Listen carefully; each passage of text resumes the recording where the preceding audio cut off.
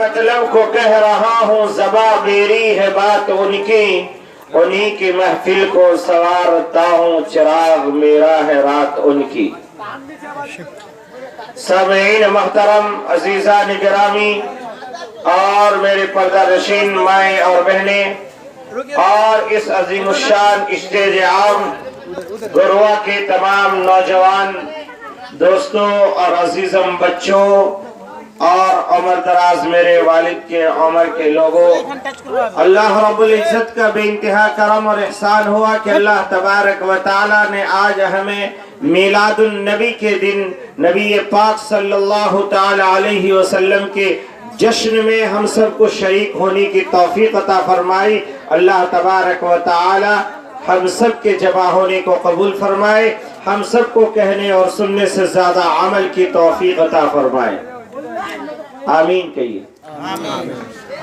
सामीईन मोहतरम, अजीज़ान गिरामी, यकीनन आज बड़ी खुशी और मुसर्रत की बात है कि प्यारे आका मोहम्मद अरबी सल्लल्लाहु ताला अलैहि वसल्लम के मिलाद में हम जमा हुए हैं। और क्यों न जमा हो, अल्लाह तबारक व तआला ने अपने हबीब सल्लल्लाहु ताला अलैहि वसल्लम के सीरत को बयान करने के लिए तकरीबन 23 साल तक अल्लाह के नबी सल्लल्लाहु अलैहि वसल्लम के सीरत को अल्लाह तबारक व तआला ने बयान फरमाया। मेरे अजीजों, सीरतुन नबी सल्लल्लाहु ताला अलैहि वसल्लम का जलसा करना, जलसा सुनना और बच्चों के बारे में पता चला कि बच्चों ने इस जलसे को सजाया है। वह कितना नूरानी व इरफानी बच्चे हैं। वो बच्चे चाहते तो गाने का महफिल सजा सकते थे, दूसरी चीजें कर सकते थे, लहू लाइन में पैसे बर्बाद कर सकते थे, मगर उन्होंने ऐसा नहीं किया, बल्कि दीन के लिए, अल्लाह और अल्लाह के रसूल की मोहब्बत में उन्होंने सीरत का जलसा, मीलाद का जलसा सजाया। मुबारक है वो बच्चे, मुबारकबादी के लायक है वो बाप जिनके वो बच्चे हैं, और मुबारकबादी है वो बच्चे जिन्होंने ये काम किया है। मेरे अजीजों, ये मिलादुन नबी सल्लल्लाहु ताला अलैहि वसल्लम का जलसा है। मैं सिर्फ एक वाक़या सुना के अपनी बात मुकम्मल करता हूं, इसलिए कि मैं मुसाफिर की तरह अभी सफर में हूँ, रवा दवा हूँ। प्यारे आका सल्लल्लाहु ताला अलैहि वसल्लम एक मर्तबा मस्जिद में नजर नहीं आए। हजरत सैयदना अबू हुरैरा रज़ियल्लाहु ताला अन्हु और हजरत बिलाल हबशी रज़ियल्लाहु ताला अन्हु ढूंढने लगे। सोचे कि किसी उम्मतुल मुमिनीन के घर में होंगे। वहां गए, वहां हजरत आयशा सिद्दीका रज़ियल्लाहु ताला अन्हा थी। उन्होंने कहा कि नहीं, यहाँ नहीं है। फिर जुस्तजू और बढ़ती गई, यहाँ से वहाँ, वहाँ से वहाँ, वहाँ से वहाँ, मगर कहीं पता नहीं चला। अल्लाह के नबी सल्लल्लाहु ताला अलैहि वसल्लम के बारे में आता है कि अल्लाह के नबी सल्लल्लाहु अलैहि वसल्लम जब मदीने में कहीं नजर नहीं आए तो सहाबा परेशान हुए, सहाबा को गम लाहिक हुआ, सहाबा मुसीबत की वजह से रोने लगे, दहाड़ मार मार के रोने लगे। हजरत बिलाल हबशी कहते हैं, मैं नबी पाक सल्लल्लाहु अलैहि वसल्लम को ढूंढने के लिए निकला तो सबसे पहले मैं मस्जिद नबवी गया और वहां से अपनी नाक को लगाया और नबी पाक सल्लल्लाहु अलैहि वसल्लम का जो है जिधर से खुशबू आ रही थी उस खुशबू को तलाश करते करते करते करते आगे बढ़ता गया, बढ़ता गया, बढ़ता गया, यहाँ तक कि एक चौराहे आया। उस चौराहे में जाके पता नहीं चल रहा था नबी दाएं गए हैं या बाएं गए हैं, आगे गए हैं या पीछे गए हैं। अल्लाह के नबी सल्लल्लाहु अलैहि वसल्लम को ढूंढने के लिए हजरत बिलाल हबशी कहते हैं, फिर मैंने नाक को अच्छी तरीके से लगाया तो मुझे एक रास्ते से खुशबू आने लगी। उसी खुशबू का पीछा करते करते मैं गया तो मैं जाके देखता क्या हो, एक बाग है। उस बाग में नबी पाक सल्लल्लाहु अलैहि वसल्लम अपने चेहरे को जमीन पर रखे हुए हैं और रो रहे हैं, गिड़गिड़ा रहे हैं और रोते हुए कहते हैं, या रब्बे हबली उम्मती, या रब्बे हबली उम्मती, ऐ अल्लाह मेरे उम्मत की मग़फ़िरत फरमा दीजिए, ऐ अल्लाह मेरे उम्मत की मग़फ़िरत फरमा दीजिए, ऐ अल्लाह मेरे गुनहगार उम्मती की मग़फ़िरत फरमा दीजिए। मेरे भाइयों, ये है मेरे नबी पाक सल्लल्लाहु ताला अलैहि वसल्लम का उसवा हसना। नबी पाक सल्लल्लाहु ताला अलैहि वसल्लम की सीरत तय्यबा के उन्वान से اگر میں بولتا جاؤں قسم خدا کی میں فجر تک بول سکتا ہوں، اور آپ اسی طرح سن سکتے ہیں۔ نبی پاک صلی اللہ علیہ وسلم کی سیرت کا کوئی احاطہ نہیں کر سکتا، کوئی مکمل بیان نہیں کر سکتا۔ اور کیسے کر سکتا ہے جب خود رب العالمین کہتے ہیں کہ نبی کی سیرت کو بیان کرنے کے لیے مجھے 23 سال لگ گئے ہیں۔ اس 23 سال کی زندگی میں نبی پاک صلی اللہ تعالی علیہ وسلم نے جو ہے صلی اللہ علیہ وسلم کی سیرت کو بیان کیا ہے۔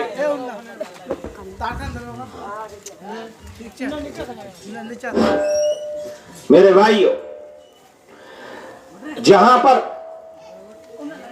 نبی پاک صلی اللہ تعالی علیہ وسلم کی سیرت طیبہ قرآن کریم کے 6666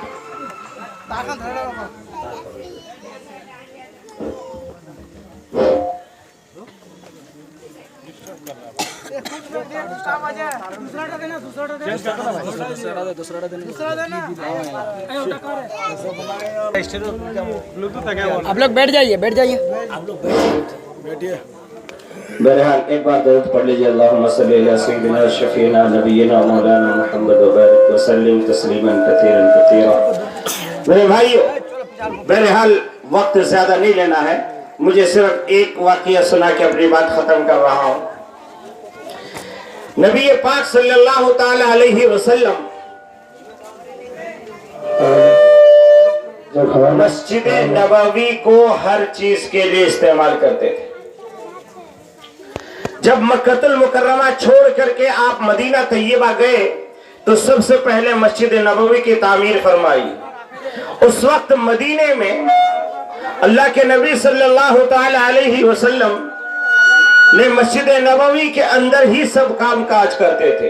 مثال کے طور پہ اگر کوئی فائنانس منسٹر آتا تو حساب کتاب مسجد کے اندر، اگر کوئی فورین منسٹر آتا تو اس کی ملاقات مسجد کے اندر، اگر کوئی چور پکڑا جاتا اس کو باندھ کر کے لایا جاتا مسجد کے اندر، اگر کوئی غلط کام کر کے پکڑا جاتا اس کا انصاف بیٹھتا تو مسجد کے اندر۔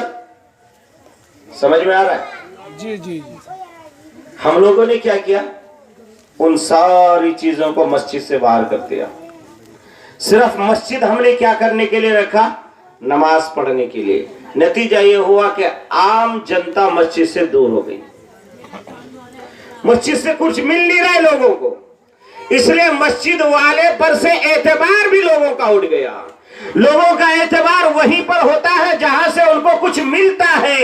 ہم نے مسجد کو صرف عبادت کے لیے جب بنا دیا ہے، جبکہ مسجد ہمارے پارلیمنٹ ہے، مسجد ہمارا ویدھان سبھا ہے، مسجد ہمارا پنچایت ہاؤس ہے، مسجد ہمارا انصاف ہاؤس ہے۔ جس دن آپ مسجد کو سارے کام کاج کے لیے استعمال کرنا شروع کر دیں گے اس دن یہ امت زندہ ہو جائے گی، اس دن یہ امت کام پہ لگ جائے گی۔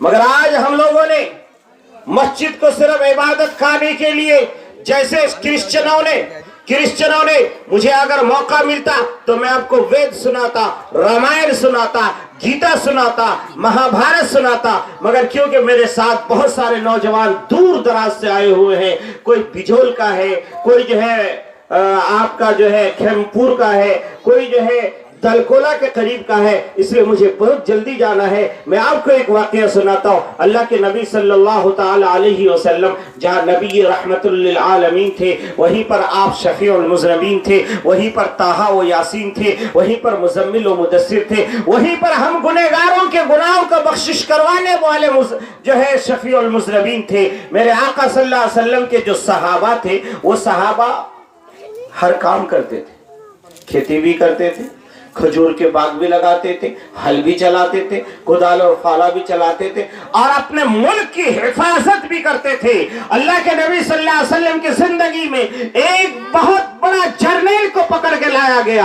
اتنا بڑا جرنیل تھا وہ کہ اس کے ہاتھ میں کئی ہزار فوجیں تھی، مگر صحابہ نہتے تھے، مگر ایمان کی طاقت اور صلاحیت اتنی مضبوط تھی کہ ایمانی طاقت کی وجہ سے جب کوئی اللہ پر بھروسہ کر لیتا ہے، جب رب سے وعدہ کر لیتا ہے اور رب کی اس آیت کو پڑھ لیتا ہے، ان اللہ اشترى من المؤمنین انفسهم واموالهم بان لهم الجنہ یقاتلون فی سبیل اللہ۔ جب انسان اپنے زندگی کا سودا اپنے رب سے کرتا ہے، تو پھر دنیا والوں سے ڈرنا بھول جاتا ہے۔ اس صحابہ نے اس جرنیل کو پکڑا، گرفتار کیا، رسیوں سے باندھا، اور باندھنے کے بعد مسجد نبوی کھینچ کے لے آئے، مسجد نبوی میں لا کے ایک کھمبے سے باندھ دیے۔ غور سے سنیے گا، وہ جو مسجد میں لایا گیا تھا وہ مسلمان تھا؟ ہاں؟ وہ تو کافر تھا، کلمہ بھی نہیں پڑھتا تھا، مگر باندھا کہا گیا مسجد کے اندر۔ نبی پاک صلی اللہ علیہ وسلم نماز پڑھ رہے تھے، نماز سے فارغ ہوئے، اللہ کے نبی صلی اللہ علیہ وسلم کو بتایا گیا ایک بہت بڑا جرنیل ہے جس کے ہاتھ کے نیچے تقریباً 3-4 ہزار فوج ہے، اس کو ہم نے گرفتار کیا ہے، مسجد کے دروازے کے پاس اس کھمبے سے ہمیں باندھ دیا ہے۔ اللہ کے نبی چلیے آپ ذرا جا کے فیصلہ کیجئے۔ اللہ کے نبی نے یہ نہیں کہا کہ اس کو مسجد میں گھسنے کیوں دیا، یہ نہیں کہا کہ وہ کافر ہے، بلکہ اللہ کے نبی گئے اور جانے کے بعد اس سے پوچھا، او بھائی بتاؤ تیرا کیا حال ہے؟ آج ہم لوگ کے نبی کے شان میں لوگ گستاخی کرتے ہیں، ہم لوگ خاموش رہ جاتے ہیں۔ اللہ کے نبی صلی اللہ تعالی علیہ وسلم نے پوچھا کہ کیا حال ہے؟ وہ تن کر کے بالکل دل ملا کر کے وہ جرنیل جواب دیتا ہے۔ فوجی کو گھمنڈ بہت ہوتا ہے اپنی طاقت کا، آپ نے ہندوستان میں بھی دیکھا ہوگا۔ تو اس نے کہا کہ میرے ہاتھ پاؤں باندھے ہو اور مجھ سے خیریت پوچھ رہے ہو، میرے ہاتھ پاؤں باندھ کے مجھ سے خیریت پوچھ رہے ہو؟ اللہ کے نبی نے کہا اس کے رسیاں ڈھیلی کر دو، دشمن ہے مگر دیکھو رسیاں ڈھیلی ہو گئی۔ کہا ڈھیلی کر دو، کہا اب بتاؤ، کہا کہ مجھے بتانا اتانا کچھ نہیں ہے، میں نے یہ سنا ہے کہ دنیا کے اندر نعوذ باللہ ثم نعوذ باللہ جتنے چہرے خراب ہو سکتے ہیں اور ان تمام خراب چہروں میں سب سے زیادہ خراب آپ کا ہے، میں کبھی زندگی میں آپ کا چہرہ نہیں دیکھوں گا۔ اللہ کے نبی نے بہت سمجھایا مگر وہ نہیں مانا، یہاں تک کہ اللہ کے نبی نے کہا اچھا ٹھیک ہے بھائی تم کھانا وانا کھا لینا، اور اللہ کے نبی چلے گئے۔ 1 دن ہوا، 2 دن ہوا، 3 دن ہوا، اللہ کے نبی بار بار اسے تلقین کرتے ہیں مگر وہ کہتا ہے میں آپ کا چہرہ نہیں دیکھوں گا۔ اللہ کے نبی نے لاسٹ میں کہا او شمامہ ایک بار میرا چہرہ دیکھ لے میں تجھے آزاد کر دوں گا۔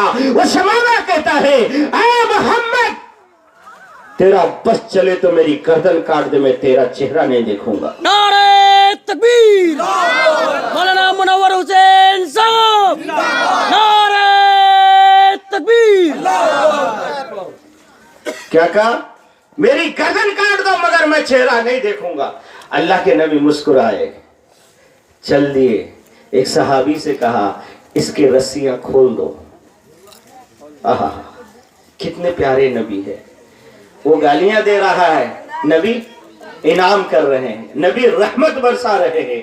آپ رحمت للعالمین کے امتی ہیں، کبھی آپ نے اپنے بھائی کے لیے بھی اتنا انعام کیا ہے؟ وہ صحابی وہ جو ہے گالیاں دے رہا ہے، اللہ کے نبی نے کہا اچھا ایک کام کرو اس کی رسیاں کھول دو، اور کہا کہ جاؤ اس کو مدینے کے سرحد کے باہر تک بحفاظت چھوڑ کے آؤ، کوئی اس کو ٹچ نہیں کرے گا، کوئی اس کو کھرچے گا نہیں، کوئی اس کو چوٹی نہیں کاٹے گا، بلکہ اس کو لے جا کے چھوڑ کے آؤ۔ صحابہ اس کے دونوں طرف باڈی گارڈ کی طرح چلنے لگے۔ یہ دل میں سوچنے لگا یہ محمد تو کہیں دھوکہ تو نہیں دے رہا ہے کہ ادھر سے چھوڑ دے گا، پیچھے سے وار کر کے میری گردن کو مار دے گا۔